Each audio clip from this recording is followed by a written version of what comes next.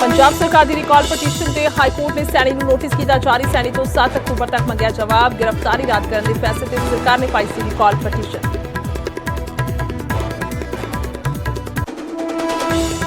कानून व्यवस्था को लैके आप ने घेरी कैप्टन सरकार किडनैपिंग के आंकड़े का हवाला देके मुख्यमंत्री तो मंगया इस्तीफा। बोले गृह मंत्रालय सांभण दे मुख्यमंत्री रहे नाकाम।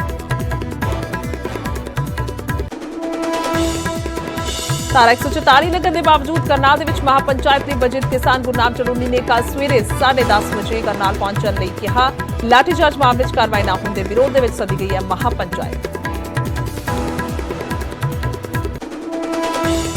रोडवेज मुलाजमां की हड़ताल के कारण करीब 2000 सरकारी बसां ते लगी ब्रेक। मुसाफिरां नूं हो रही परेशानी रेगूलर करने सने कई मंगां नूं लैके अनमिथे समय लई हड़ताल ते मुलाजम।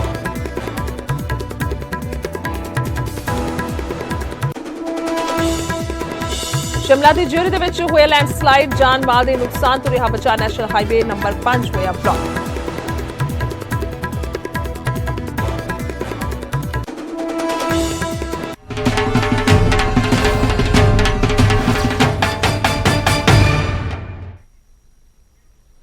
बहुत बहुत स्वागत है इस बुलेटिन के शुरुआत करते सब तो पहला सुमेध सैनी तो। सुमेध सैनी के नाल जुड़ी वड्डी खबर इस वेले सामने आई है। हाईकोर्ट के वलों सैनी नूं नोटिस जारी किया गया। पंजाब सरकार की रिकॉल पटीशन से यह नोटिस जारी किया गया। सैनी तो 7 अक्तूबर तक का जवाब मंगया गया। गिरफ्तारी रद्द करने के मामले में सरकार ने रिकॉल पटीशन पाई सी। सो हाईकोर्ट के सुनवाई दौरान सरकार के वकील ने कहा कि सैनी की गिरफ्तारी बिल्कुल जायज है। सो कुल मिला के हुण सवाल जिहड़ा है किया गया ने कि जवाब मंगया गया सुमेध सैनी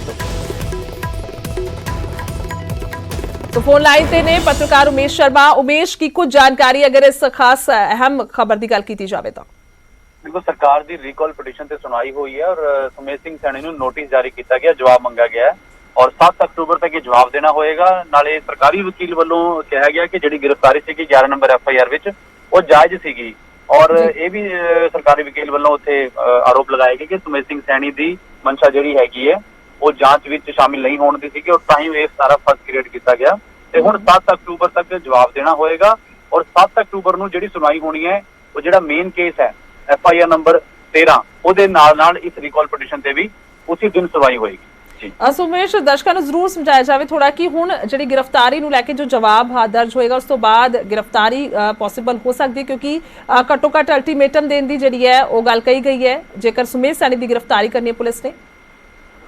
देखो, ये मैं एक गल क्लीयर करदा कि हले सिर्फ एक रिकॉल पटीशन की जिहड़ी सरकार वालों पाई गई थी क्योंकि 11 नंबर FIR विच जिहड़ी गिरफ्तारी हुई थी ये उसका मसला है। सुमेध सिंह सैनी के कई मामले हाईकोर्ट विच चल रहे हैं, कई एप्लीकेशन चल रही ने और कई बार ये भी होंगे कि किहड़े मामले किहड़ा इशू है, किहड़ा नोटिस होया, लेकिन ये सिर्फ रिकॉल पटीशन से नोटिस होया और जवाब मंगया है कि जिहड़ा सरकार ने रिकॉल पटीशन पाई है उससे तुसीं जवाब दिओ कि तुहाडा की कहना है कि सरकार दे ये एलीगेशन ने कि तुहाडी गिरफ्तारी सही है और FIR नंबर जिहड़ी 11 विच विजिलेंस ने गिरफ्तारी दस्सी थी वो जायज है। वो हुण तुसीं जवाब दिओ। एक नोटिस होंदा है, प्रोसीजर होंदा है। हुण देखना होएगा कि सुमेध सिंह सैनी अगली सुनवाई च की जवाब देंदे, उस तो बाद कार्रवाई कितना आगे बढ़ती है। 13 नंबर का जिहड़ा FIR है उसदे नाल इस मामले की सुनवाई होएगी क्योंकि काफी पटिशनर ने अलग अलग मामले च अलग अलग पटिशनां पाई हुई ने, लेकिन ये पटिशन जिहड़ी है सिर्फ रिकॉल पटिशन से सुमेध सिंह सैनी नूं नोटिस होया है। बिल्कुल, सो उड़ीक रहेगी कि कुछ जवाब जिहड़ा रहिंदा है और बहुत बहुत शुक्रिया तमाम जानकारी दे लई उमेश। सो वड्डी खबर तो दस रहे हैं साबका DGP सुमेध सैनी के नाल जुड़ी है अहम खबर है। हाईकोर्ट ने सैनी नूं नोटिस जारी किया है और पंजाब सरकार की रिकॉल पटीशन से नोटिस जारी होया। पंजाब सरकार के वलों रिकॉल पटीशन पाई गई सी और जो गिरफ्तारी नूं लैके क्योंकि एक दिन की गिरफ्तारी हुई सी, एक रात ही सिर्फ बैरक दे विच रहे सन सुमेध सैनी। उस तो बाद अगले दिन रात नूं जिहड़ी है वो जमानत हो गई सी और कुल मिला के गिरफ्तारी नूं लैके सवाल ये कि 7 दिन पहला घट्टो घट्ट दसना जरूरी हैगा सुमेध सैनी होरां तक और उन्होंने वकील तक जानकारी होनी चाहिए है तां उस तो बाद गिरफ्तारी हो सकती है। और कई मामलों के घिरे हुए ने सुमेध सैनी।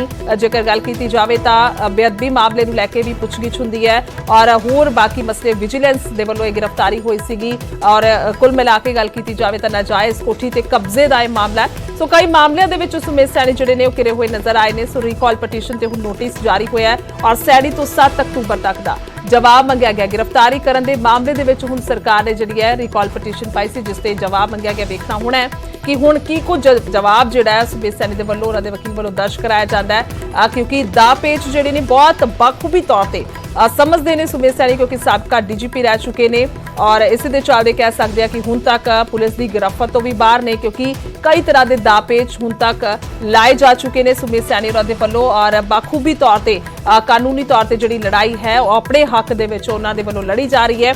ਹਾਲਾਂਕਿ ਇਧਰ ਗੱਲ ਕੀਤੀ ਜਾਵੇ ਤਾਂ ਕਈ ਮਸਲਿਆਂ ਨੂੰ ਲੈ ਕੇ ਜਿਹੜਾ ਸੁਮੇਧ ਸੈਣੀ ਤੇ ਕਈ ਵਾਰ ਗ੍ਰਿਫਤਾਰੀ ਦੀ ਤਲਵਾਰ ਲਟਕੀ ਵੀ ਹੈ, ਪਰ ਹੁਣ ਤੱਕ ਗ੍ਰਿਫਤਾਰ ਨਹੀਂ ਹੋਏ। ਸਿਰਫ ਇੱਕੋ ਵਾਰ ਹੋਏ ਸੀ ਕੁਝ ਦਿਨ ਪਹਿਲਾਂ ਔਰ ਉਹ ਵੀ ਜਦੋਂ ਪੁੱਛਗਿੱਛ 'ਚ ਸ਼ਾਮਿਲ ਹੋਣ ਲਈ ਆਏ ਸੀਗੇ ਤੇ ਉੱਥੇ ਵਿਜੀਲੈਂਸ ਦੇ ਵੱਲੋਂ ਇਹ ਗ੍ਰਿਫਤਾਰੀ ਜਿਹੜੀ ਆ ਉਹ ਕੀਤੀ ਗਈ ਸੀ। ਇੱਕ ਰਾਤ ਹੀ ਉਹਨਾਂ ਨੂੰ ਬੈਰਕ ਦੇ ਵਿੱਚ ਰੱਖਿਆ ਗਿਆ ਸੀ, ਜਿਸ ਤੋਂ ਬਾਅਦ ਅਗਲੇ ਦਿਨ ਫਿਰ ਤੋਂ ਉਹ ਹੁਣ ਹਵਾਲਾਤ ਤੋਂ ਬਾਹਰ ਨੇ। ਸੋ ਹੁਣ ਉਸ ਤੋਂ ਬਾਅਦ ਪੰਜਾਬ ਸਰਕਾਰ ਦੇ ਵੱਲੋਂ ਜਿਹੜੀ ਪਟੀਸ਼ਨ ਪਾਏਗੀ, ਇਸ ਵਾਰ ਰੀਕਾਲ ਪਟੀਸ਼ਨ ਪਾਏਗੀ ਤੇ ਹੁਣ ਉਸ ਰੀਕਾਲ ਪਟੀਸ਼ਨ ਤੇ ਜਵਾਬ ਮੰਗਿਆ ਗਿਆ ਸੁਮੇਧ ਸੈਣੀ ਤੋਂ ਤੇ ਹੁਣ ਜਵਾਬ ਦੇਣਾ ਹੋਏਗਾ ਔਰ ਵੇਖਣਾ ਹੋਏਗਾ ਕਿ ਆਪਣੇ ਜਵਾਬ ਦੇ ਵਿੱਚ ਕੀ ਕੁਝ ਦਰਜ ਕਰਾਇਆ ਜਾਂਦਾ ਹੈ। ਉਹੀਓ ਕਹਿ ਸਕਦੇ ਆ ਕਿ ਬੇਖੂਬੀ ਤੌਰ ਤੇ ਜਾਣਦੇ ਹੋਏ ਦਾਪੇਚ ਕਹਿ ਸਕਦੇ ਆ ਕਿ ਇੱਕ ਜਵਾਬ ਜਿਹੜਾ ਬਹੁਤ ਵਧੀਆ ਤਰੀਕੇ ਦੇ ਨਾਲ ਆਪਣੇ ਪੱਖੋਂ ਦੇਣ ਦੀ ਕੋਸ਼ਿਸ਼ ਕਰਨਗੇ ਸੁਮੇਧ ਸੈਣੀ। ਹਾਲਾਂਕਿ ਵੇਖਣਾ ਹੋਏਗਾ ਕਿ ਕਿੰਨੀ ਦੇਰ ਤੱਕ ਜਿਹੜਾ ਇਹਨਾਂ ਦੇ ਵੱਲੋਂ ਇਸ ਤਰ੍ਹਾਂ ਦੇ ਨਾਲ ਬਚਿਆ ਜਾਂਦਾ, ਕਿਉਂਕਿ ਕਈ ਮਾਮਲਿਆਂ ਦੇ ਵਿੱਚ ਘਿਰੇ ਹੋਏ ਨੇ ਸੁਮੇਧ ਸੈਣੀ। ਅੱਗੇ ਵਧਾਂਗੇ ਤੇ ਹੁਣ ਕਿਸਾਨ ਅੰਦੋਲਨ ਦੀ ਗੱਲ ਕਰਾਂਗੇ। ਕਿਸਾਨ ਅੰਦੋਲਨ ਦੇ ਨਾਲ ਜੁੜੀ ਵੱਡੀ ਖਬਰ ਹੈ, ਸੁਪਰੀਮ ਕੋਰਟ ਨੇ ਧਰਨਾ ਹਟਾਉਣ ਦੀ ਪਟੀਸ਼ਨ ਤੇ ਸੁਣਵਾਈ ਤੋਂ ਇਨਕਾਰ ਕਰ ਦਿੱਤਾ ਹੈ। ਇਸ ਵੇਲੇ ਦੀ ਵੱਡੀ ਖਬਰ ਤੁਹਾਨੂੰ ਦੱਸ ਰਿਹਾ, ਸੁਪਰੀਮ ਕੋਰਟ ਨੇ ਧਰਨਾ ਹਟਾਉਣ ਦੀ ਪਟੀਸ਼ਨ ਤੇ ਸੁਣਵਾਈ ਤੋਂ ਇਨਕਾਰ ਕਰ ਦਿੱਤਾ ਹੈ। ਸੋਨੀਪਤ ਦੇ ਸਥਾਨਕ ਲੋਕਾਂ ਨੇ ਪਟੀਸ਼ਨ ਦਾਖਲ ਕੀਤੀ ਸੀ। ਵੱਡੀ ਖਬਰ, ਸਿੰਘ ਬਾਰਡਰ ਤੇ ਚੱਲ ਰਹੇ ਕਿਸਾਨ ਅੰਦੋਲਨ ਕਰਕੇ ਦਰਪੇਸ਼ ਮੁਸ਼ਕਿਲਾਂ ਦਾ ਹਵਾਲਾ ਦਿੱਤਾ ਗਿਆ ਸੀ, ਪਰ ਸੁਪਰੀਮ ਕੋਰਟ ਦੇ ਵੱਲੋਂ ਸੁਣਵਾਈ ਤੋਂ ਇਨਕਾਰ ਕਰ ਦਿੱਤਾ ਗਿਆ। 9 ਮਹੀਨੇ ਹੋ ਗਏ ਨੇ ਕਿਸਾਨਾਂ ਨੂੰ ਉੱਥੇ ਧਰਨੇ ਤੇ ਬੈਠੇ ਹੋਏ। सो आखिरकार की कुछ जानकारी है, सुशील पांडे ने साढ़े नाल दिल्ली तो संवाददाता। सुशील, क्या कुछ जानकारी अगर इस अहम सुनवाई पे बात की जाए तो?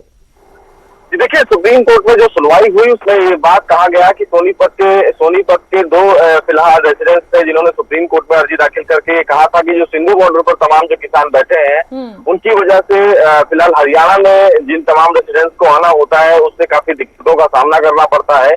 लिहाजा अगर सुप्रीम कोर्ट इस मामले में कोई आदेश जारी करे और हाईवे का एक साइड खोल दिया जाए तो काफी आसानी होगी। बहरहाल सुप्रीम कोर्ट ने इस पूरी अर्जी पर सुनवाई करने से इनकार कर दिया है। सुप्रीम कोर्ट ने याचिकाकर्ता से ये कहा है कि वो बेहतर है कि वो पंजाब हरियाणा हाईकोर्ट में अप्रोच करें, क्योंकि पंजाब हरियाणा हाईकोर्ट अपने ऑफिसर्स को और अथॉरिटी और डिस्ट्रिक्ट मजिस्ट्रेट को इस मामले में आदेश जारी कर सकता है। हालांकि याचिकाकर्ता की तरफ से यह भी कहा गया कि सुप्रीम कोर्ट ने उत्तर प्रदेश में जो गाजीपुर बॉर्डर पर किसान बैठे हैं उनकी याचिका पर सुनवाई करते हुए अहम आदेश जारी किए थे, लेकिन फिलहाल भी सुप्रीम कोर्ट ने यह कहा है कि इस पूरे मामले में कहीं ना कहीं हाईकोर्ट को ही अप्रोच करना चाहिए और इसीलिए याचिकाकर्ता को हाईकोर्ट अप्रोच करना चाहिए।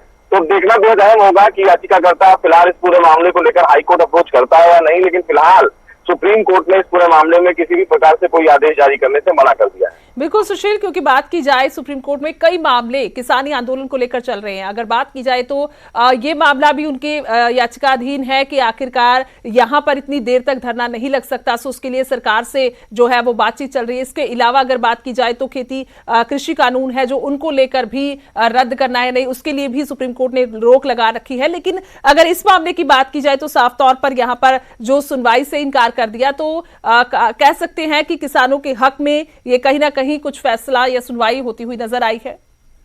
देखिए, ये कह पाना थोड़ा सा मुश्किल होगा कि ये फैसला फिलहाल किसानों के हक में है या नहीं है, क्योंकि अगर किसान अपनी मांग को लेकर धरने पर बैठे हैं तो ये उनका मौलिक अधिकार है, लेकिन मौलिक अधिकार के तहत ऐसा भी नहीं करना चाहिए जिससे जो आसपास के लोग हो या जो आम जनता हो वो परेशान हो। क्योंकि जो किसान है वो अपनी मांग बनाने के लिए 9 महीने से धरना प्रदर्शन कर रहे हैं, लेकिन वो हाईवे पे बैठे हुए हैं, जिसको लेकर सुप्रीम कोर्ट ने भी कई बार टिप्पणी भी की है और ये कहा है कि क्योंकि इस पूरे मामले में उनको अपना अनशन और उनका धरना करने का वो अधिकार है, लेकिन वो धरना कहाँ कर रहे हैं ये बेहद जरूरी है। तो ये कह देना कि ये किसानों के लिए हक में है, ये कह पाना थोड़ा सा मुश्किल होगा, लेकिन हाँ कहीं ना कहीं अब पंजाब हरियाणा हाईकोर्ट जब इस पूरे मामले की सुनवाई करेगा तो देखना बेहद अहम होगा कि वो इस पूरे मामले में क्या कुछ निर्देश देता है, क्योंकि कहीं ना कहीं बात आम जनता की परेशानी से जुड़ा हुआ है।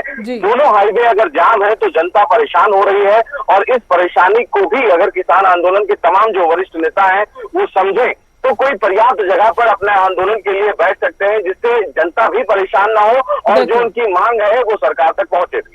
ठीक है, बहुत बहुत शुक्रिया सुशील, वाकई ही और परेशानी का आलम है आम लोगों के लिए खास तौर पर। बहुत बहुत धन्यवाद। ਸੋ ਵੱਡੀ ਖਬਰ ਤੁਹਾਨੂੰ ਦੱਸ ਰਹੇ, ਸੁਪਰੀਮ ਕੋਰਟ ਨੇ ਪਟੀਸ਼ਨ ਦੇ ਸੁਣਵਾਈ ਤੋਂ ਇਨਕਾਰ ਕਰ ਦਿੱਤਾ ਹੈ ਔਰ ਕੁੱਲ ਮਿਲਾ ਕੇ ਕਿਸਾਨੀ ਅੰਦੋਲਨ ਦੇ ਲਈ ਇਹ ਸੁਣਵਾਈ ਹੋਈ ਸੀ, ਕਿਉਂਕਿ ਆਮ ਲੋਕਾਂ ਦਾ ਕਹਿਣਾ ਹੈ ਕਿ ਸਾਨੂੰ ਪਰੇਸ਼ਾਨੀ ਹੋ ਰਹੀ ਹੈ, ਪਰ ਸੁਪਰੀਮ ਕੋਰਟ ਦਾ ਕਹਿਣਾ ਹੈ ਕਿ Punjab and Haryana high court ਦੇ ਵਿੱਚ ਤੁਸੀਂ ਜਿਹੜੀ ਹੈ ਉਹ ਪਟੀਸ਼ਨ ਦਾਖਲ ਕਰ ਸਕਦੇ ਹੋ, ਉਹਨਾਂ ਦੇ ਵੱਲੋਂ ਸੁਣਵਾਈ ਕੀਤੀ ਜਾ ਸਕਦੀ ਹੈ। ਗੰਭੀਰ ਵਿਸ਼ਾ ਹੈ, 9 ਮਹੀਨੇ ਤੋਂ ਲਗਾਤਾਰ ਜਿਹੜੇ ਕਿਸਾਨ ਨੇ ਉਹ ਇੱਥੇ ਬੈਠੇ ਹੋਏ ਨੇ। ਅੱਗੇ ਵਧਾਂਗੇ, ਫਿਲਹਾਲ ਤੇ ਗੱਲ ਕਰਾਂਗੇ ਸ਼ਿਮਲਾ ਦੀ ਜੂਰੀ ਦੇ ਵਿੱਚ ਲੈਂਡਸਲਾਈਡ ਹੋਇਆ ਹੈ, ਜਾਨ ਮਾਲ ਦੇ ਨੁਕਸਾਨ ਤੋਂ ਫਿਲਹਾਲ ਬਚਾ ਰਿਹਾ, ਪਰ ਕੁਦਰਤੀ ਆਪਦਾ ਜ਼ਰੂਰ ਆਈ ਹੈ। ਸੋ ਨੈਸ਼ਨਲ ਹਾਈਵੇ ਨੰਬਰ 5 ਜਿਹੜਾ ਹੈ ਉਹ ਬਲੌਕ ਹੋ ਗਿਆ ਹੈ। ਮੌਕੇ ਤੇ ਪ੍ਰਸ਼ਾਸਨਿਕ ਅਮਲਾ ਮੌਜੂਦ ਹੈ ਤਾਂ ਕਿ ਹਾਲਾਤਾਂ ਨੂੰ ਜਿਹੜਾ ਕਾਬੂ ਕੀਤਾ ਜਾ ਸਕੇ, ਹਾਈਵੇ ਨੂੰ ਮੁੜ ਬਹਾਲ ਕੀਤਾ ਜਾ ਸਕੇ। ਕੋਸ਼ਿਸ਼ਾਂ ਜਿਹੜੀਆਂ ਨੇ ਉਹ ਕੀਤੀਆਂ ਜਾ ਰਹੀਆਂ ਨੇ। सो फोन लाइन पे आत्मा सिंह हमारे साथ ज्यादा जानकारी के लिए। सो आत्मा, क्या कुछ जानकारी है? अगर यहाँ के हालांकि जान माल के नुकसान की अभी तक कोई खबर नहीं आई, फिलहाल क्या स्थिति? जी, ये हादसा हुआ है कि पहाड़ी दरख्त का वाकया पेश आया है। ये रामपुर से करीब 25 किलोमीटर दूर NH 5 पर है, किन्नौर वाले रास्ते पर। तो सुबह करीब 9:15 बजे एक पहाड़ी का बहुत बड़ा हिस्सा जो है वो खिसक कर NH 5 पर आ गया है और NH 5 से पूरी तरह से अवरुद्ध हो गया है। हालांकि कुछ ये रहा कि उस समय NH 5 से वाहनों की आवाजाही नहीं चलती थी। अगर ऐसा होता तो बहुत बड़ा हादसा हो जाता। फिलहाल किसी भी जान माल के नुकसान की खबर नहीं है। NH प्राधिकरण के जी ठीक है आत्मा, फिलहाल बहुत बहुत शुक्रिया तमाम जानकारी के लिए। तो कुल मिला के तस्वीरां ਤੁਹਾਨੂੰ ਵਿਖਾਈਆਂ ਕਿਸ ਤਰ੍ਹਾਂ ਦੇ ਨਾਲ ਸ਼ਿਮਲਾ ਦੀ ਜੂਰੀ ਦੇ ਵਿੱਚ ਇਹ ਲੈਂਡਸਲਾਈਡ ਹੋਇਆ ਔਰ ਵੱਖ-ਵੱਖ ਸ਼ਿਮਲਾ ਦੀ ਗੱਲ ਕੀਤੀ ਜਾਏ ਜਾਂ ਫਿਰ ਪੂਰੇ ਹਿਮਾਚਲ ਦੀ ਗੱਲ ਕੀਤੀ ਜਾਏ, ਹਿਮਾਚਲ ਤੋਂ ਕਈ ਥਾਵਾਂ ਤੋਂ ਜਿਹੜੀਆਂ ਖਬਰਾਂ ਜਿਹੜੀਆਂ ਨੇ ਉਹ ਸਾਹਮਣੇ ਆ ਰਹੀਆਂ ਨੇ ਕਈ ਦਿਨਾਂ ਤੋਂ, ਜਿੱਥੇ ਕਿ ਹਾਲਾਤ ਠੀਕ ਨਹੀਂ ਹੈਗੇ ਤੇ ਆਮ ਲੋਕਾਂ ਨੂੰ ਵੀ ਫਿਲਹਾਲ ਸੈਲਾਨੀਆਂ ਨੂੰ ਜਾਣ ਲਈ ਇੱਥੇ ਰੋਕਿਆ ਗਿਆ ਔਰ ਕਿਹਾ ਗਿਆ ਕਿ ਨਾ ਕਿ ਜਾਇਆ ਜਾਵੇ ਤਾਂ ਬਿਹਤਰ। ਫਿਲਹਾਲ ਇੱਕ ਛੋਟਾ ਜਿਹਾ ਬ੍ਰੇਕ ਲੈਣੇ ਆ ਔਰ ਜਲਦੀ ਵਾਪਸ ਆਵਾਂਗੇ।